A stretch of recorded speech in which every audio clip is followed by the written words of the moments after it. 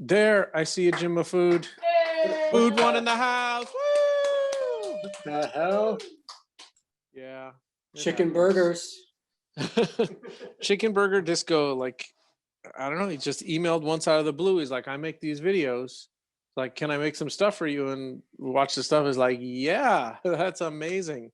And now he's just making commercials for toy makers. And what a talented dude. That's just good content, man. I need to make some commercials. Chicken burger disco. Meet Jim Mahfood. Jim Mahfood. Chicken burger disco. Good to meet you, dude. I'll let you two discuss on your own time.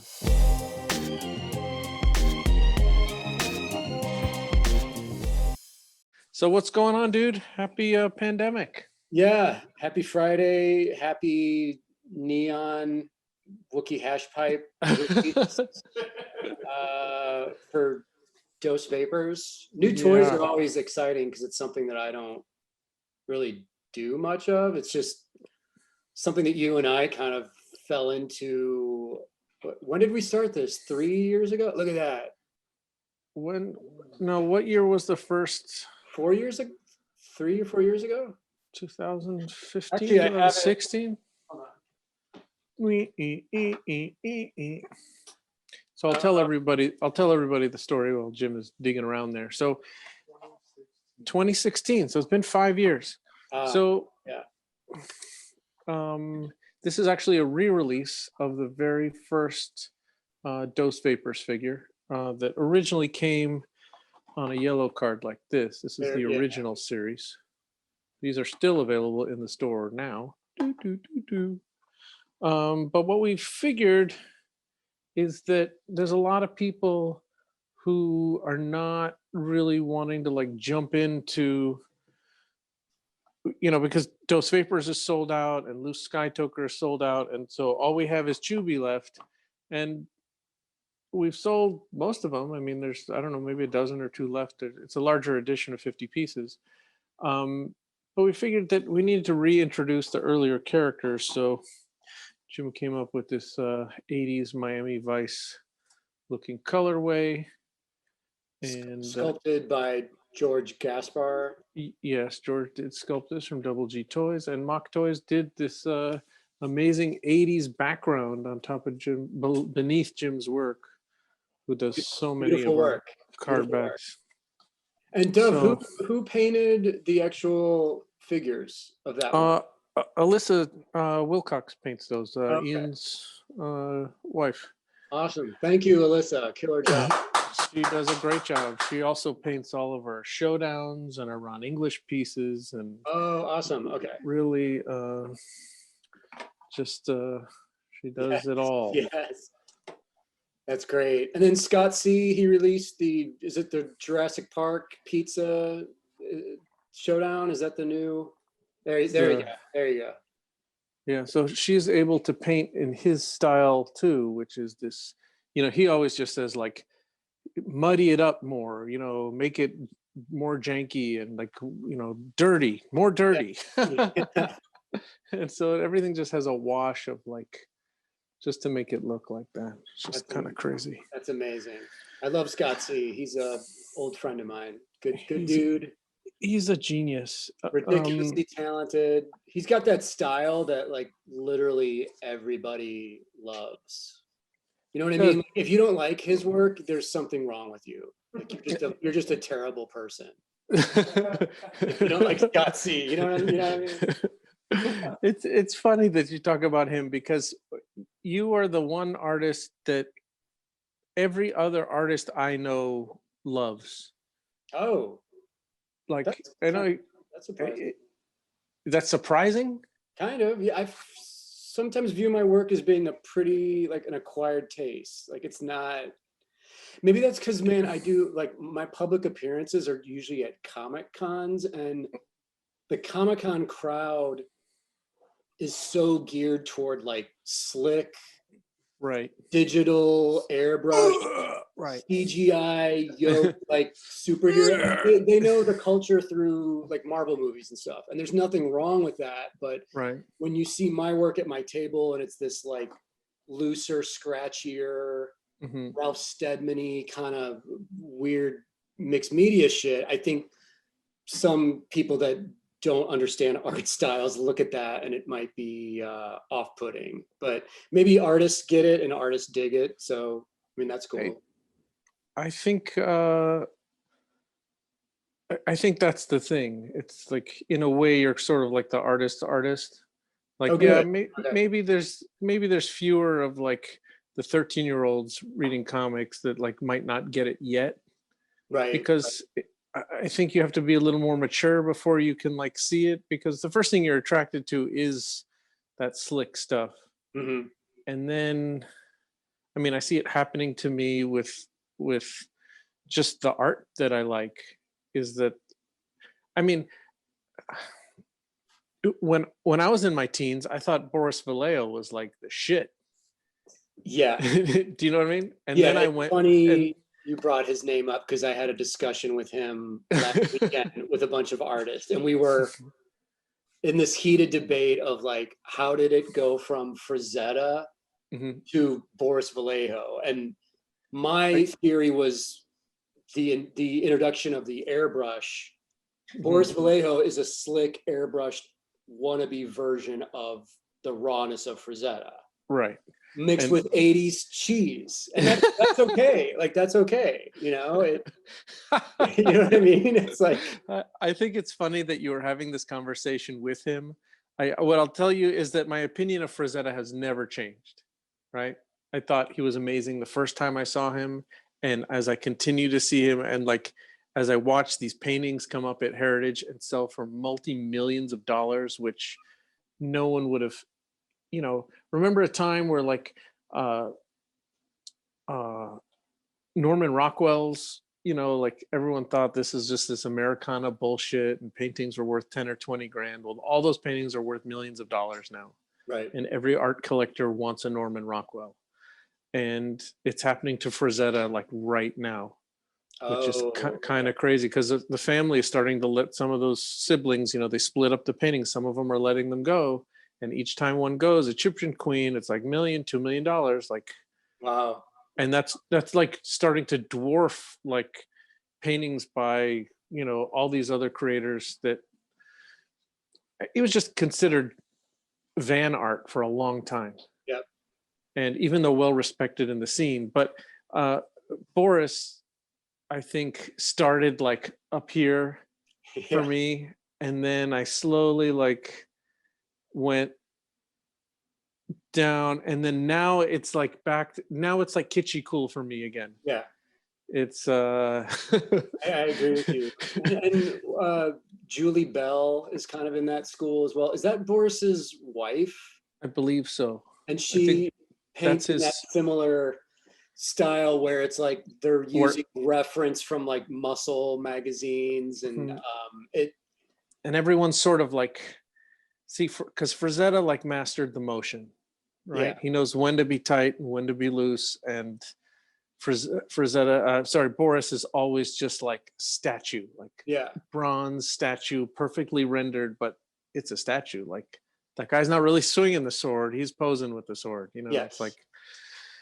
yeah, But which when you're 13 though, and you see a poster of that like in the mall, like when we were kids at like Spencer Gifts or whatever, like that was the shit. I mean, Boris, it caught my eye because I was yeah, reading, Spider-Man comics, and aside from seeing the occasional like Bill Sienkiewicz painted piece, right. painted art to me was I had absolutely no idea how any of this was done. Mm, Like the tools, airbrushes, even collecting like, Garbage Pail Kids or Wacky Packages as a kid. I sure, knew that was drawn, but I had no idea like what the technique these artists were using. And they're right. pre-internet, obviously you couldn't do this research. So it wasn't until I got to college, I guess, in art school in the early 90s where Mhm. instructors of mine could actually break down like, oh, this is what this illustrator is using. This is wash, colored pencil, airbrush, and you need Sure. someone to actually break it down for you. Otherwise, it's just this mystery. So just for people watching, I mean, Jim's style is kind of cuckoo bananas. Yeah. And you cited like Ralph Steadman. So tell me, like, when did this style develop? And I'll just say that the thing about your style that I think is so special, and I think it's special for any artist who, and what I discuss with young artists who call me all the time, always telling me they want to make this and they want to do that. And I always talk to them about having a voice Mhm. and being able to look across the room without someone being able to tell you whose work that is and being able to identify it. And so for good or bad, you can tell Boris's work a mile away, Yeah. unless it's his wife Julie Bell. Like, it's very, they Right. kind of collide there just a little bit, and that's not a knock, but they work together in the same studio, I assume, and um, and the thing is, like, anyone can spot your work from across the room, and you have a signature style that is your own. So you brought up school, so let's talk about that for a second. Can you talk about when your style developed, and if it was it were you drawing like that in school? It started to develop in school. Taking live figure drawing classes really changed like the drawing game for me, because I was drawing just from comics at that time, early 90s, like Jim Lee, Todd McFarlane, very exaggerated anatomy and stuff. And I got into this art school, Kansas City Art Institute, and I had instructors that were coming from all different backgrounds of like fine art, painting. And when they saw these comics, they were like, oh dude, like we're going to teach you how to draw. Like, don't worry about it. Like, the comics are fine, but like you got to learn how to like actually draw first, and then you can kind of tweak it, exaggerate it, and add your own flavor on top of that. So the rigorous figure drawing classes really kind of taught me about the anatomy and seeing things in a different way. And then I also became best friends with two guys in art school, Nathan Fox and Mike Huddleston, who are both incredible professional working illustrator comic guys to this day. But these guys were so much better than me that it kind of made me panic, but it made me realize real quick, like, okay, if I'm not going to be technically as good as these guys ever, what am I going to do that's going to make me stand out? Oh, I got it. What if I was bugged out? What if I developed a style that was like off on its own kind of thing? So I kind of got lucky and figured out around like 18, 19, I'm going to go for a more outsider style in the tradition of like Jamie Hewlett, Tank Girl, Von Baudet, Spain Rodriguez, like outsider underground comics kind of flavor, but with my own voice mixed with graffiti influence. And so it was all these amalgamation of all this different stuff. But I think realizing that early on worked to my advantage, because part of my style is I always allow myself to change and adapt each year. So there's no set style. I can try new things and it's still in my wheelhouse.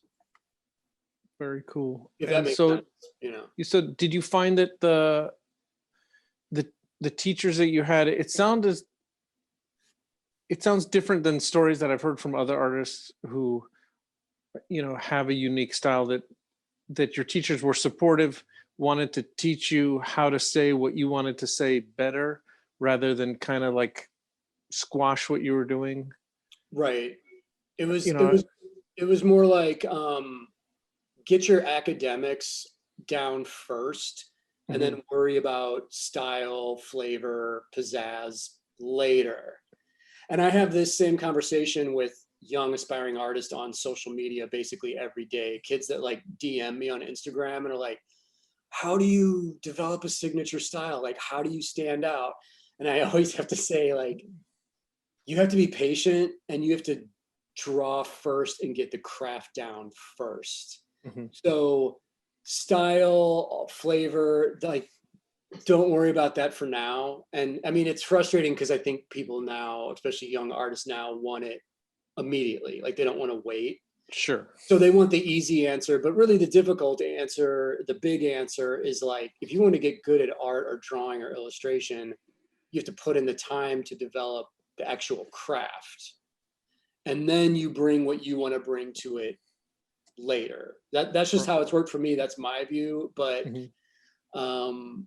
I don't know, man. There's some young kids out there though that I've discovered that are like pure style and they're killing it. They're amazing. So maybe them growing up with deviant art and social media Mhm. has actually accelerated their ability, where my generation, we didn't have that. I mean, we were still looking at books and trying to figure out like Books. how yeah, what is that instruction? But yeah, it's just a different thing. But no, I mean, I'm art school is a weird thing, but I at least got lucky in that my teachers saw what I wanted to do and they were like, you'll get to that it's eventually. Mhm. But while you're in my class, like I want you to actually learn the foundations of how this stuff works, which is all the basics of, form, shading, anatomy, perspective, composition. And the masters, like we were talking about Frizetta, Mhm. he to me, Frizetta is like the master of composition. Like his painting style is fantastic, but his Mhm. compositions and his design sense and how he's doing the triangle composition of the figure. He has all these different techniques that he's using that are so good, it doesn't even register to your eye when you're looking at it because it's that good. But was that natural for him, or was that was taught? That was like old school art school. I think that's old school sensibility that he was able to master, and Be- then just make it his because own thing.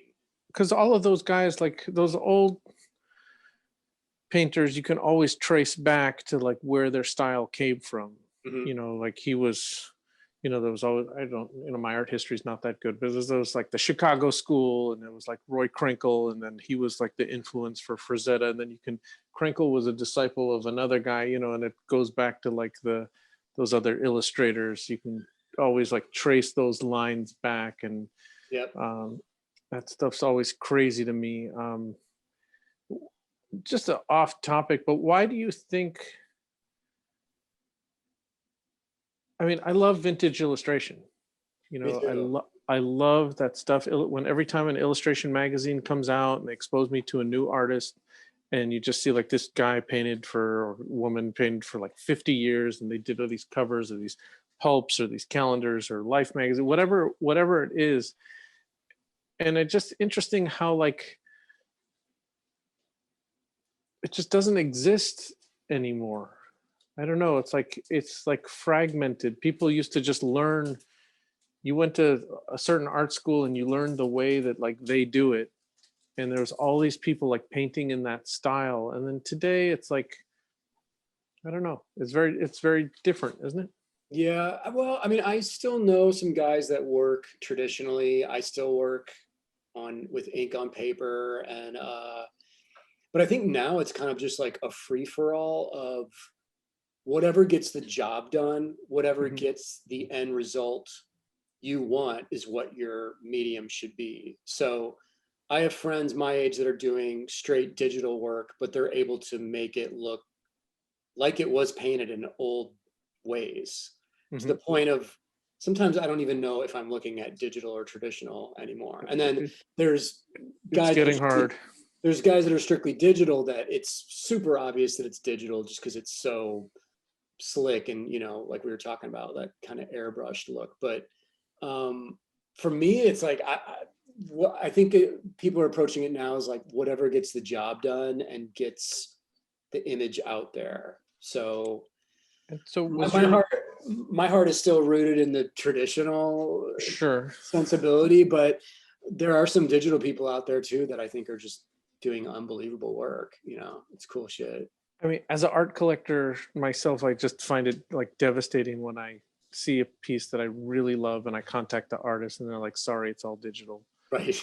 It's just, I understand that they're producing twice as much work, and Yeah. they either get more, they've done the cost benefit analysis, and it's like they can paint twice as much or twice as quick, get more jobs, but they don't have this art to sell, and they just do the digital work, and then part of the inside of me just dies a little bit. It Right.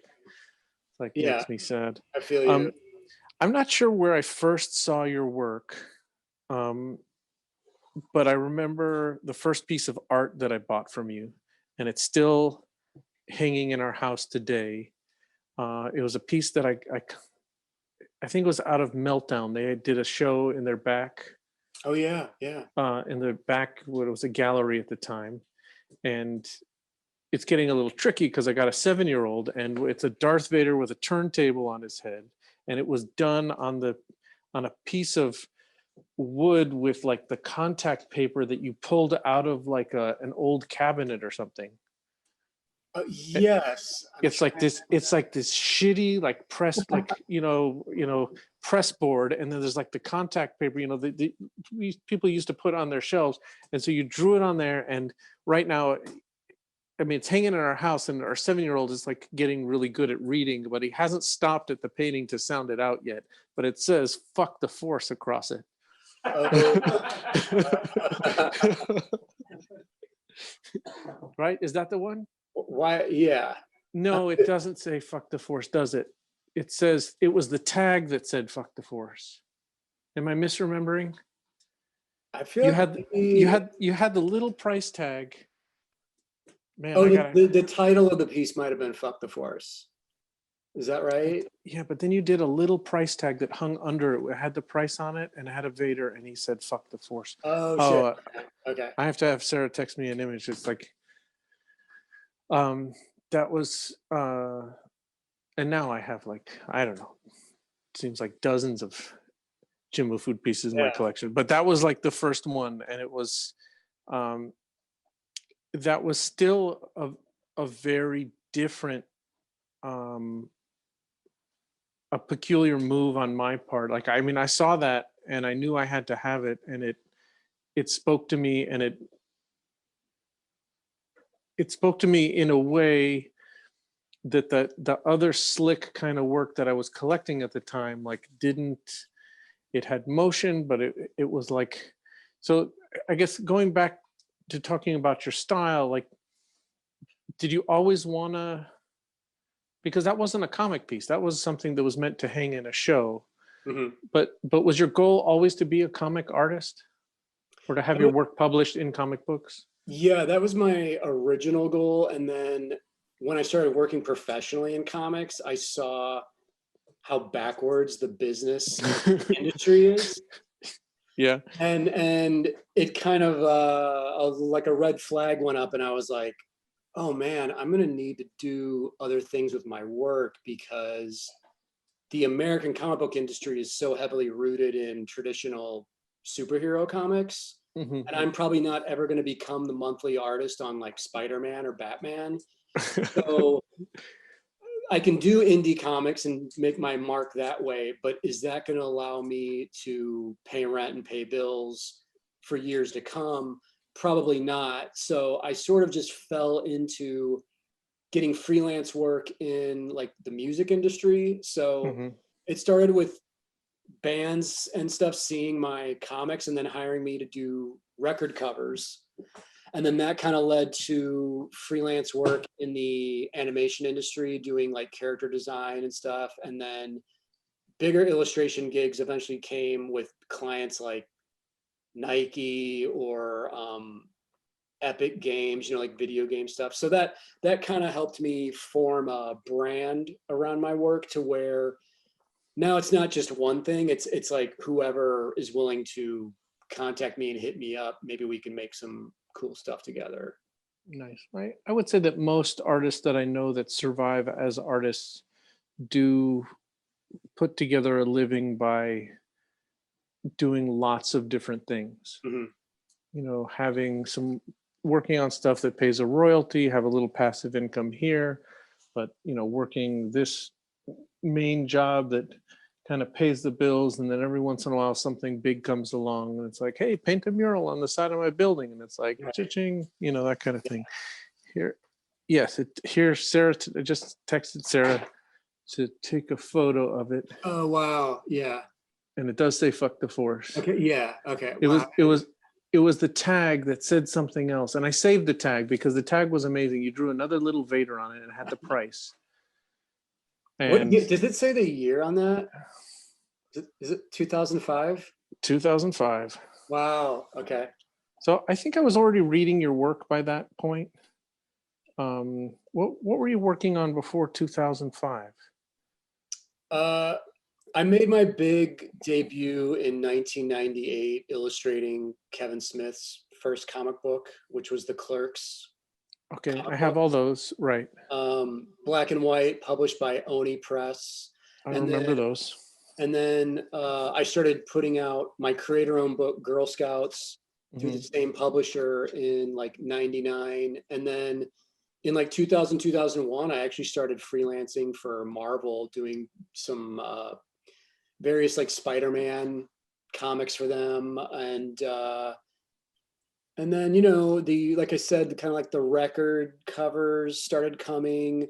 In the early 2000s, I worked for Cartoon Network on their very first Teen Titans animated show they did. I was one of the character designers on that. And then that kind of just got into, and then I moved to LA in 2000, the end of 2002. And then I started doing stuff like the piece you bought, man. I started doing like gallery work on just finding shit in the street and like just painting on it, like Basquiat style, just like loose marker, spray paint, and I mean, you can see, like, if anyone looking on the right side, you can see that blue pattern right there. That's like the contact paper, like wrapped around like the shittiest piece of wood. Yeah. Like some like paint archivist would be very mad at like this. Yeah. This processed piece of wood that I would just find stuff around LA, man. I'd be driving around and just find like a door or a cabinet door and just like throw it in the back of my truck and then go home and paint it, you know. And I actually did that. Do you remember when they did the big Hello Kitty retrospective art show in LA? Yeah. Was it Sanrio who put that on? Yes, and it was Japan LA. She curated it, and then and Sanrio, yeah. So I did a Hello Kitty painting on an old beat up door, and Sanrio wound up rejecting it because they were like, it's too disrespectful to Hello Kitty. Like it's too it's too raw. They're like it's dirty, and they thought that I was like not taking their property seriously, like disrespectful.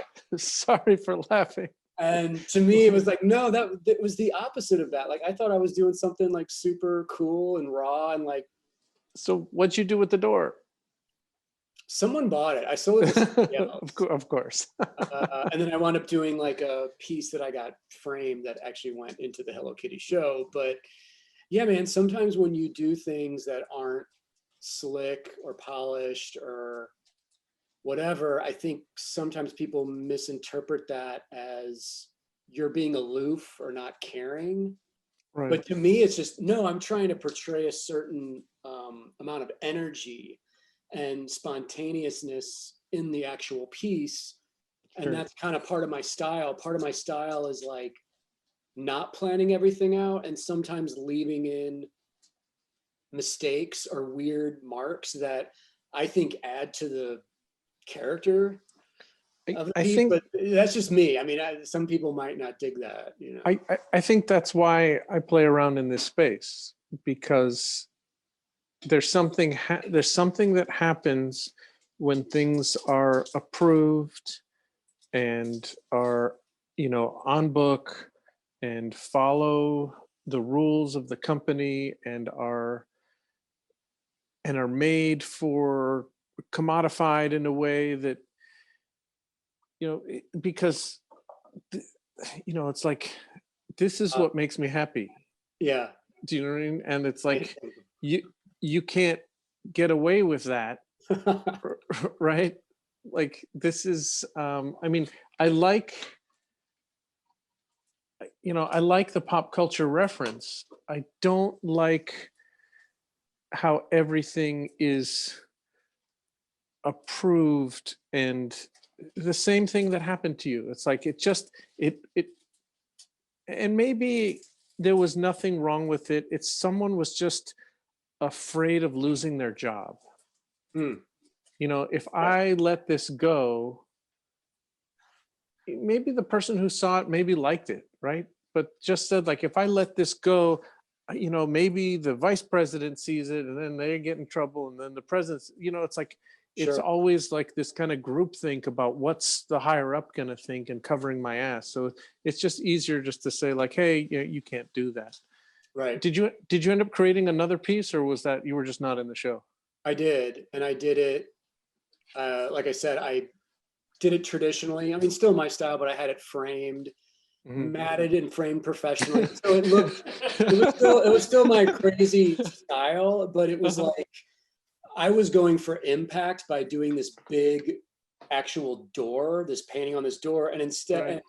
you know, they said no to that. And then I wound up turning in just kind of like an 18 by 24, less impactful piece, but more to the sensibility of this corporation is taking their brand real seriously, and they don't want this weirdo kid in LA disrespecting their brand, even though that wasn't the intention Sure. whatsoever. But it's kind of funny that, like, with you and the Star Wars bootleg stuff, like, do you think, since you've been a Star Wars fan, I'm assuming your whole life, you've seen every version of Star Wars possible through merch and movies and animation, whatever, the weirdo artists like me and the rest of your crew doing these Star Wars bootlegs is almost like rebirthing Star Wars for you in a way, maybe. Or am I interpreting that wrong? Like, is it exciting to see it?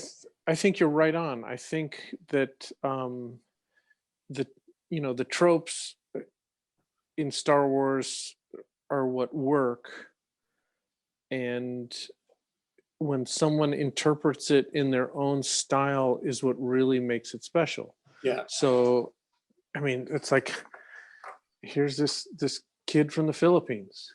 I love it. You know, right? He just took I mean, this is not Star Wars, but he took like a Playmobil figure and he just mashed the two up. Originally, it was called Teenage Mutant Ninja Froggy, and I said I can't sell a Teenage Mutant Ninja Froggy, so he just made it Ninja Style Froggy, which is like even better. Yeah. But you know, like, where's the Mark Todd? Right here. Like, the Mark Todds are my favorite, dude. It's so I mean, good. And I know that there's customers that we have that look at this and, you know, they're just kind of like, what the fuck? Like, this is, but, you know, the best way that we've described it is like, this is the work that you wish you could have done when you were 12, but couldn't. Yeah. And, you know, we pictured on the back all of the figures we had done with him. It's amazing. Even like the tube socks and the clown nose Chewbacca, you know, it's like, I don't know. It's really, you know, this guy from Addy from Australia, you know, it's just this reductive kind of wood sculpture. Like, you get it, you know exactly what it is. Yes. Yeah, that's crazy. And then that seems to have meaning to me. And I have a little commercial art in my collection. Like, I have pieces that were comic covers or, you know, cards, and usually it's because it's an artist that I really liked and they did that, but that's not what I'm after. I'm not buying, you know, Marvel covers today, or like, I don't see like a book cover and go like, oh, I want to own that. That's right. The work that I'm buying now that is, you know, a couple $100 is more exciting to me than I mean, I look at all of it. I see all of, now that Star Wars is, and Marvel is now Disney. So Star Wars, you know, was at Marvel, went, for those of you who don't know, went to like Dark Horse and now is back at Marvel. And I don't know, it's just, I look at all that art and I'm just not interested in any of it. None of it. But speaking of that, what it is, I think, a lot of fun about the work you've been getting over the, I don't know how long it's been, past 5 or 10 years, is those variant covers that they hand you to do. And it just, I just know that you have a lot of fans in a lot of these like editors' offices, because there'll be this comic line and the covers are just these straight laced whatever, da, da, da, da, and then here comes like the Jim Mahfood variant, and it's like boom, Yeah. right, just out of nowhere. And I don't know, that must be a lot of fun, just reinterpreting stuff like that. Yeah. I do a lot of variant covers, and I like the excitement of knowing they're hiring me to put my twist on it. So I just assume that means all bets are off and I can do what I want to do. Even if I have to send them like a sketch or a quick layout, I have to always explain to them, like, this is just the rough idea, but like my style really comes alive when I'm in the inking and coloring, and I want to take this little sketch and put it up to 10 when I get to do the finished piece. So this is just it's more like a blueprint of the composition, just to give them an idea of what is going to happen. But and do you ever get any pushback? not really, man. And I think that it's like you were saying, I think the editors and art directors, they're more of the mind state like you and I are, whereas collectors might be more conservative. But I did some stuff for Epic Games like 2 years ago for Fortnite, and they were the most lenient of any art directors I've worked with. They were just like, choose 4 characters, do like, 6 different pieces from us, has to be PG, so no butts or no blood, or so, but they're like, other than that, go completely hog wild and do like the craziest, funnest shit that you can do. So for me, I mean, those are the kind of like dream illustration gigs where I get to be me, it's good money, and I know the art director is on my side and not going to be like a person I'm in conflict with. It feels like weird. That's always weird when you do a job and you feel like you're at odds with the person, the client. But isn't that happening less and less? I have to assume that like when you were 20 and the art director was 50, yeah, that there was a little more like butting heads, and now the art director, I don't know how old you are now, but the art director is probably your age or younger. The art director is younger than or younger. That's fucked Yeah. up, right? So they're younger and they've grown up on your work, right? And then it's just kind of like an honor. They're like, oh, Jim Mahfood's going to do a cover, and they're That's the craziest shit, man. I've been in this for 24 years now, like doing my art as my career, and I meet people at conventions that are like, I was reading your comics when I was in junior high, and shit that just makes me feel old, that I'm like, oh shit, okay. I don't have very many stories like that. I just have one. I'll tell you. Hold on. We're selling these cases now for Gonk Toys. They're acrylic, really nice acrylic cases to put your figures in. Yes. And I love that. so the ones that we used to ship you are the ones that we had made in China. I have that. There you go. So we stopped making these. We're just going to carry this kid stuff, right? Nice. But when he came over here, he was like, I mean, he's in his 20s, but when he was 15, like he used to buy Star Wars stuff from me. Right. And that made me feel like super old. He's like, dude, when I was a kid, I used to buy Star Wars stuff from you. I was like, yeah. I just felt like more gray hairs just grow, like that course of that conversation. All right, so let's talk about how this started.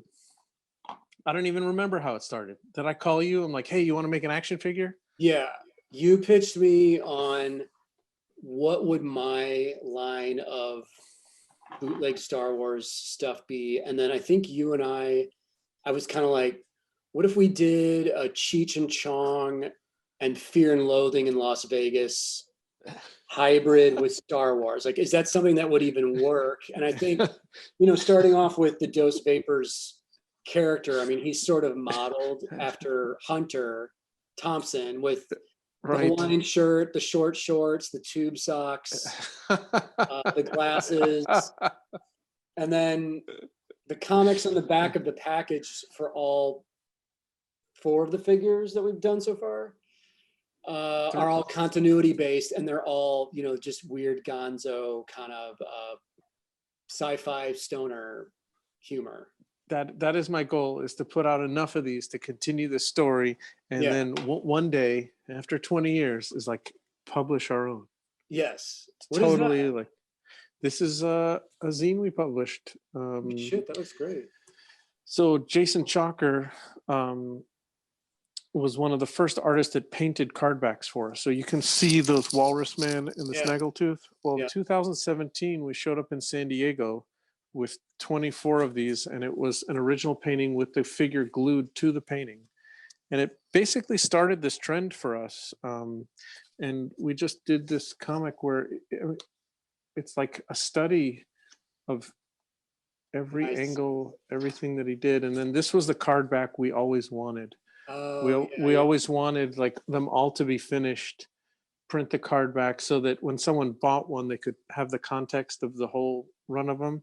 But that wasn't possible. Like he delivered the last of them like at San Diego out of his suitcase, and that never happened. So yeah, that's always my joke. My standard joke that I always tell is like me wanting to get into publishing is like if I told you I wanted to get into like the fax machine business. Dude, I mean, it's a rough game, but I do want to do an eventual Wookiee hash pipe full publication, like a full. It would be amazing. Bootleg comic that needs to happen at some point. The characters are actually fun to write and draw because it's just like rooted in kind of Star Wars mythology. Like the Darth Vader character is Luke Skywalker's father, right? All with a strange twist. Hey, Ian, can you grab the card back for San Diego? You can tease everybody with that. So yeah, the fourth figure is coming out for San Diego. It's always fun to have the conversations with you. Like, where's like the next one gonna go?